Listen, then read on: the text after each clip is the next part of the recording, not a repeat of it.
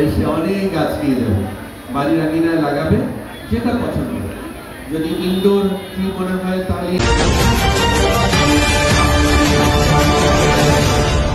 বক্তব্য প্রদান করবেন জনাব মোহাম্মদ মনিরুল ইসলাম। সবুজ বাংলাদেশ গড়ি এই প্রতিবাদকে সামনে রেখে 25 জুন 2025 থেকে জাতীয় বৃক্ষরোপণ অভিযান ও বৃক্ষ মেলা 2025 শুরু হয়েছে। পরিমাণ বেড়ে যাচ্ছে, তবে আসার কথা এই যে কক্সবাজার বন বিভাগ প্রতি বছর বৃক্ষরোপণ অভিযান কর্মসূচি পালন করছে। এর সামনে এসেছে পরিকল্পিত বনায়ন করি, সবুজ বাংলাদেশ গড়ি। আসলে আমরা যত্র গাছ না লাগিয়ে পরিকল্পিতভাবে যদি বনায়ন করি তাহলে আমাদের অনেক সুবিধা হয়, জায়গার স্পেসটা প্রতিটা ইঞ্চি আমাদের কাজে লাগে। পরবর্তী দিকে মেলাগুলো করা হয়।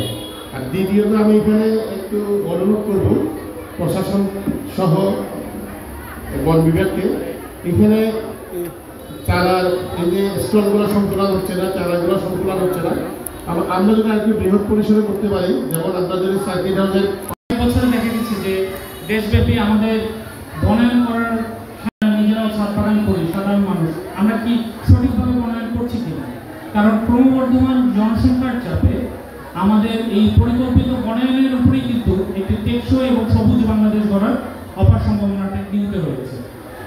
এই বৃক্ষমেলায় বন বিভাগের স্টল রয়েছে এবং কৃষি বিভাগ দেখা যায়, সেটা হচ্ছে রোহিঙ্গা ক্যাম্প।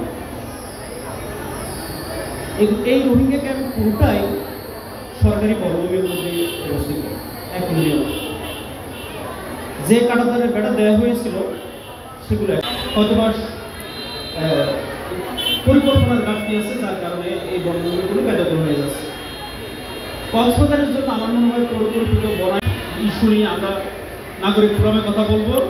গুরুত্বপূর্ণ বিষয়গুলো আমাদের আড়ালে থেকে যাচ্ছে। সে সব সময় দাঁড়িয়ে থাকে আমার জন্য।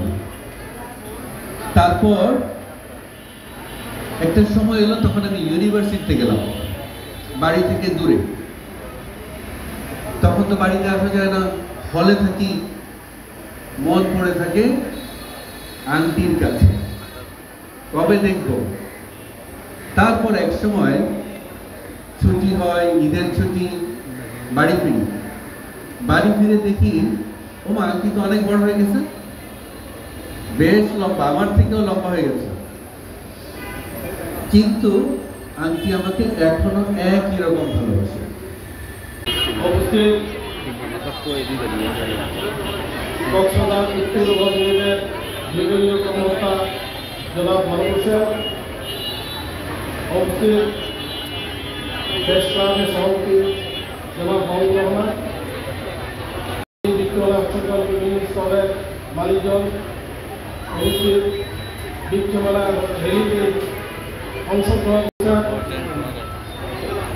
অবশ্যই মিল মিডিয়া সাংবাদিক